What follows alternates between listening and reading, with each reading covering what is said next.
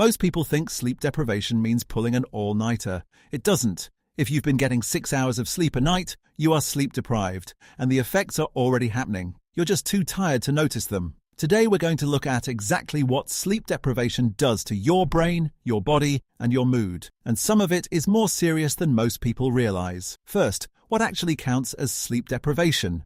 Adults need between 7 and 9 hours per night. Consistently getting less than 7 is enough to trigger real effects. And studies show that most people in the modern world are getting 6 hours or fewer and calling it fine. Here's the problem. Sleep deprivation impairs your ability to judge your own impairment. The more tired you are, the more normal it starts to feel. Your brain adapts to running on less. You stop noticing how much you're missing. Let's start with your brain. The first thing to go is attention. After just one night of poor sleep, your ability to sustain focus drops significantly. Simple tasks still feel manageable, but the moment something requires real concentration, the errors start creeping in. Your reaction time slows down. Studies have shown that after 17 hours without sleep, your reaction time is equivalent to having a blood alcohol level of 0.05%. After 24 hours, it's comparable to being legally drunk, and yet most people in that state would tell you they feel fine. Decision-making gets worse in a very specific way. You start favoring short-term rewards over long-term thinking. You become more impulsive, more likely to take risks, and you don't realize you're doing it. The part of your brain that normally pumps the brakes goes quiet. Memory takes a hit too. Remember from episode 1 that sleep is when your brain consolidates what you've learned. When you don't get enough, that process gets cut short. Things don't stick the way they should. Now your mood. Sleep deprivation makes your emotional brain go into overdrive. The amygdala, the part of your brain that handles emotional reactions,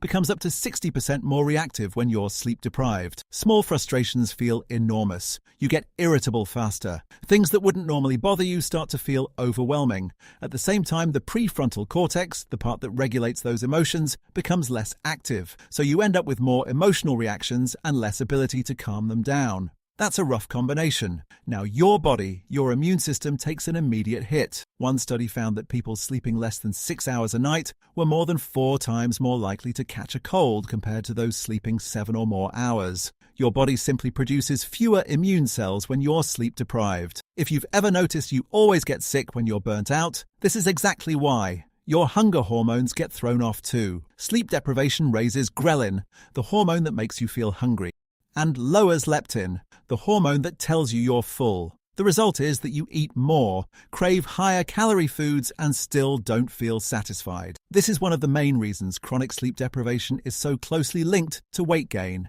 and over time the effects get more serious. Chronic sleep deprivation is associated with significantly higher risk of high blood pressure, heart disease, and type 2 diabetes. These aren't small risks. They build up quietly over months and years of poor sleep. What about extreme sleep deprivation? After 24 hours without sleep, cognitive impairment is severe. After 72 hours, people can begin to experience hallucinations. The longest scientifically documented case of someone staying awake was 11 days, set by a 17-year-old named Randy Gardner in 1964. By the end, he couldn't do basic arithmetic, was having hallucinations, and had significant memory lapses. Now, can you just sleep in on the weekend and fix all of this? Not really. Some things recover quickly.